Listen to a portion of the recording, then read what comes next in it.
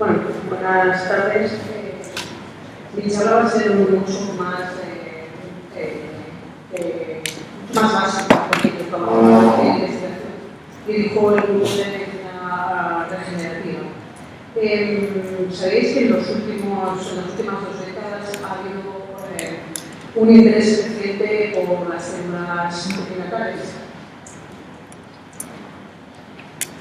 Esto se debe a que la placenta es un tejido bastante importante para obtener células madre, puesto que se desecha después del nacimiento y no existe ningún tipo de riesgo para el donante, como sí que existe para otros tipos de células madre, y tampoco tiene ningún problema ético, como crean las células embrionarias, y además son células que sostienen grandes capacidades. Debido al interés creciente y la transformación que está teniendo en las últimas 2 décadas, ha habido una necesidad de clasificar todas las células que se han obtenido de las distintas partes de la placenta. Por ello surgió la necesidad de hacer un programa europeo, del que yo he formado parte la mitad del tiempo, en el que se clasificaron todas las células madre de acuerdo a la anatomía de la placenta y también se caracterizó la manera de aislarlas y cómo caracterizarlas. Porque de las células madre se pueden aislar tanto del cordón umbilical como de la placa coriónica, como de la decidua, como del amniótico, etc. Y se pueden aislar células tanto hematopoyéticas como epiteliales, como las células mesenquimales, sean las más conocidas. Las células mesenquimales son conocidas porque son células que se adquieren en la placa de cultivo, crecen como fibroblastos, expresan una serie de marcadores que ya en su día, la Asociación Internacional de Terapia Celular, y se diferencian a una serie de efectos.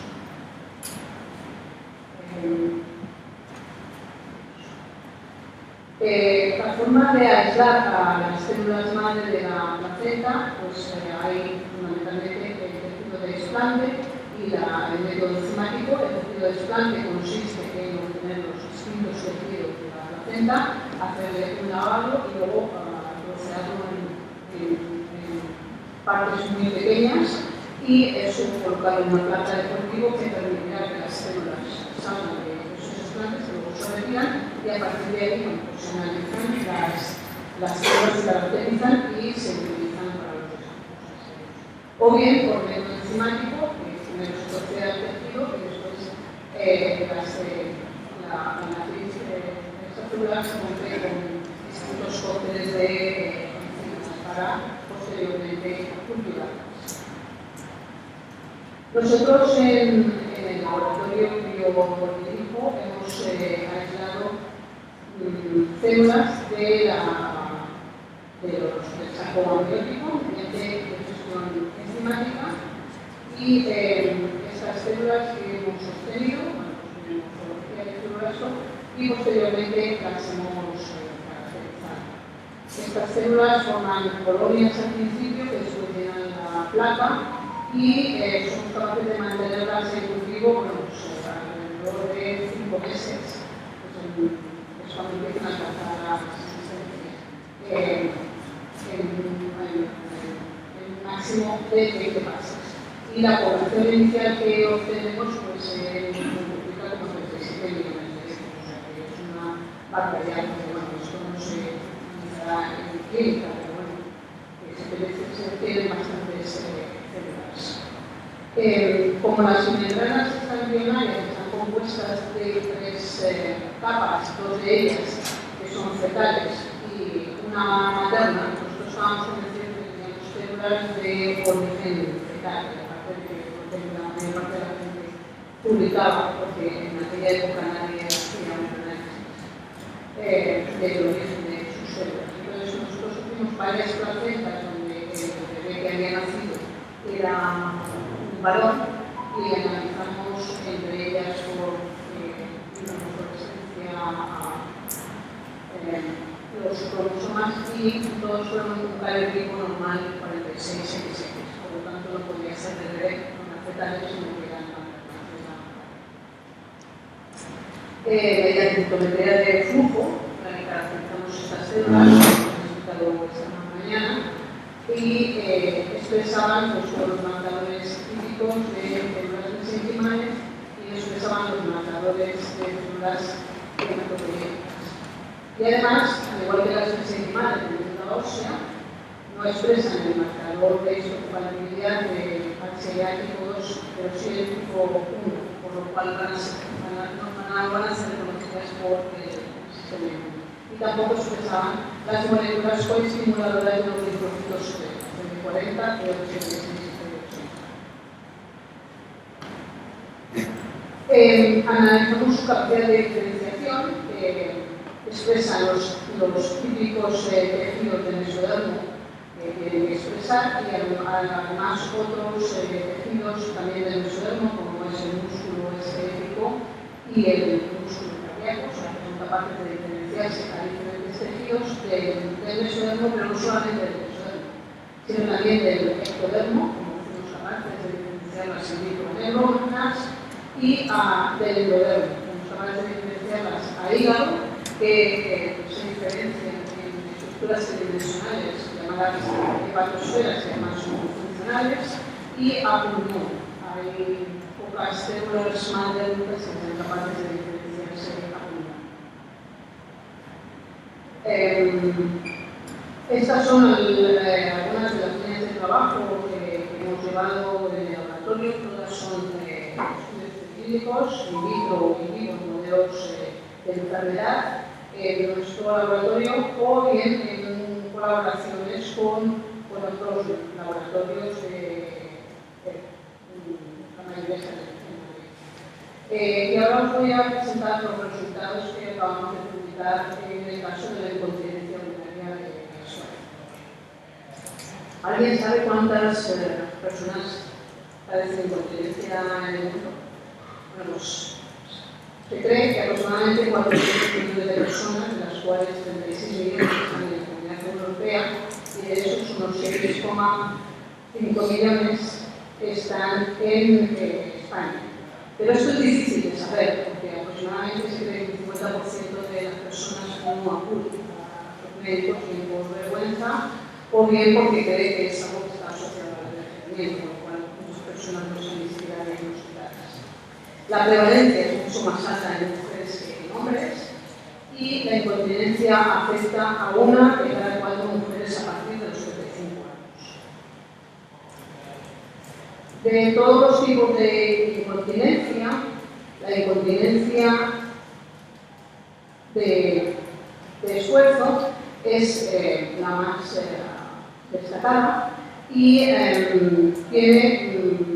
porque afecta fundamentalmente a mujeres que han pasado por partos y afecta a mujeres jóvenes, tiene importantes consecuencias físicas y emocionales para estas mujeres afectando a todos los niveles de su vida. Existen varios tratamientos posibles, como la fisioterapia, la medicación ya no se utiliza tanto, y la cirugía, en muchos casos tienen un efecto positivo, pero en muchos casos hay que intervenir y tampoco está claro que exista una reparación del tejido del suelo pélvico. Por eso, nosotros nos planteamos si las células que nosotros habíamos analizado de la decidua eran capaces de regenerar las estructuras asociadas al suelo pélvico y mejorar la continencia.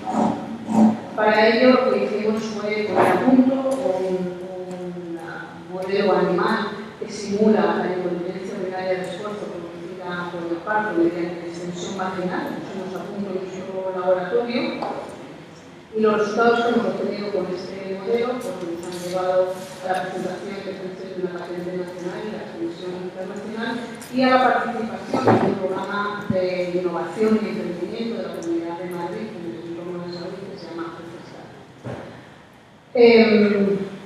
Nosotros producíamos la distensión vaginal de los animales y luego medíamos parámetros urodinámicos para ver si el animal era incontinente mediante el control de la presión de vaciado de la vejiga o control de la presión que se necesitaba para ejercer el reposamiento de la vejiga. Entonces, cuando había extensión vaginal, se producía una caída de una de las cosas que necesitábamos era saber si las células permanecían limpo en la zona donde se inyectaban, y lo que hicimos fue marcarlas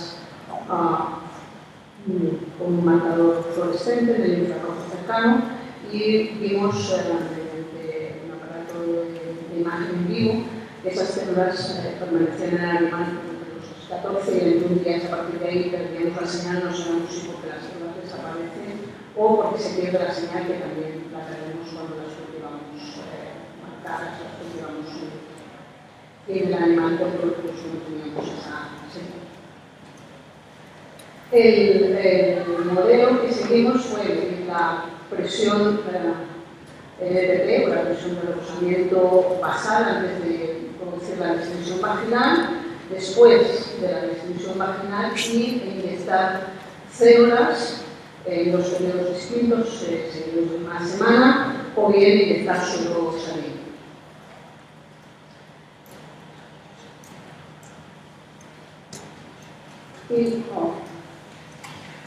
Y lo que vimos es que en los animales caía la presión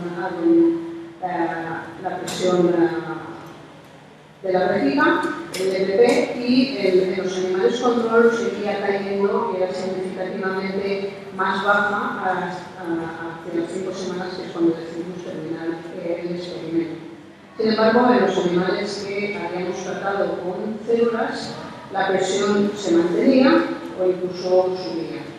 Con lo cual, las células, debido bien a la caída de la presión abdominal del punto de fuga, de forma significativa, o bien produce un aumento, que no sabemos, porque como solo medíamos una vez a la semana, pues no sabemos si previene o la aumenta. Pero para estudiar los mecanismos que podrían estar implicados en esta mejora de la continencia de los animales, pues hicimos una serie de análisis histológicos del tejido, y lo que vimos es, por ejemplo, con inhibición de hematoxilina eosina, vimos que no teníamos ningún efecto adverso en los animales, puesto que estos animales son inmunocompetentes, no son animales inmunodeprimidos. Por la transcripción Masón, vimos que en los animales control había una ruptura muy importante de las fibras musculares en la zona del esfínter uretral externo, y además había una infiltración muy marcada de matriz particular. Y también veíamos que había una desorganización bastante importante de las fibras de elastina. Sin embargo, en los animales que eran tratados con células, las fibras musculares en la zona del esfínter uretral externo estaban mucho más organizadas, de forma significativa, y el número de fibras musculares había aumentado, así como la organización de las fibras de elastina. Por lo tanto, esto sugiere que las células mesenquimales, es decir, producen una reparación del tejido de la uretra. Y este es el mecanismo por el que actúan mejorando la forma de mejorar la continencia. Pero para estudiar cuáles podrían ser los mecanismos moleculares que están ejerciendo estas células, decidimos hacer un estudio in vitro del efecto que ejercen las MSC sobre células aisladas de tejido de mucosa suburetral de pacientes con incontinencia urinaria de esfuerzo. Estas son células, por ejemplo, de células de pacientes de una paciente, y lo que hicimos fue estudios en transfer. En este caso, lo que estudiamos, lo primero que estudiamos es si estas células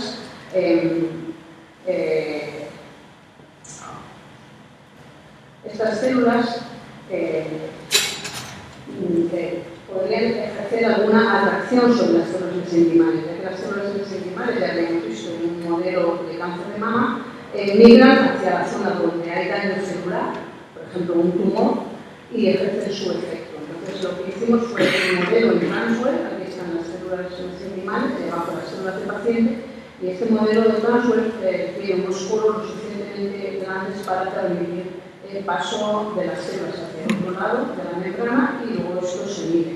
Y lo que vimos es que las células migraban de forma significativa respecto al control. Y estudiamos cuáles podrían ser los mecanismos que podrían estar regulando esto, y en el desordenante de las células de las pacientes crecidas solas, vimos que había una serie de citoquinas y quimioquinas que están implicadas en el comportamiento de células del sistema inmune en la fase de inflamación de cicatrización de las células. Por lo tanto, estas células tienen un daño celular y crean un ambiente inflamatorio que es capaz de atraer a las células de la residua a donde hay daño. Doctora, tiene 5 minutos. Sí, ya terminamos, creo que es un tema de los. Y después estudiamos cuál era el efecto de las DNSCs sobre estas células de las pacientes. Y lo que vimos es que el cocultivo con las DNSCs aumentaba la proliferación de las células de las pacientes. O sea, que estaban ejerciendo un efecto positivo en estas células que parece que tienen un fenotipo de células senescentes, que no lo he presentado aquí, pero que lo estudiamos y tiene un fenotipo de células senescentes. Y además el cocultivo disminuía toda la serie de citoquinas antiinflamatorias o en angiogénesis como las quimioatrayentes y también las metaloproteasas que están implicadas en la degradación de la respuesta celular y en la apoptosis, y están implicadas todas ellas en la aparición de determinadas enfermedades. Por lo tanto, concluimos que las DNSCs puede ser una opción terapéutica al contrarrestar el daño pélvico y la reparación del tejido del suelo pélvico. Esto es un resumen de los mecanismos de acción que pueden ejercer las DNSCs, bien a través de su diferenciación, aunque parece ser que no es el mecanismo más actual, sino que va a ser más bien un mecanismo de efecto paratino, que es lo que nosotros hemos visto en estos resultados y en otros, y a través de una modulación del sistema inmune, y luego además estas células también se pueden utilizar, esto lo hemos utilizado en trabajos en un modelo de cáncer de mama, como vehículos de agentes terapéuticos. Y ya por último, bueno, pues esto es mi lugar de trabajo. Este es nuestro hospital, aunque ahora está cambiando porque están construyendo un nuevo hospital y desaparecerá esta torre. Este es el centro de investigación donde nosotros trabajamos. Nuestra página web, si ponéis I+12, aparecen los distintos grupos, y ese es nuestro grupo donde está el equipo, que es un equipo básico que además tiene con toda la gente de la patología del suelo pélvico, que trabaja con nosotros y que sin ellos es imposible hacer todo ese trabajo. Y luego una página web personal que tenemos del grupo que nos ha permitido la participación del programa Princess y haber obtenido un premio nos ha permitido crearla, donde también podéis encontrar pues, todo lo que hacemos y los proyectos que tenemos y la necesidad. Y ya, muchas gracias por su atención.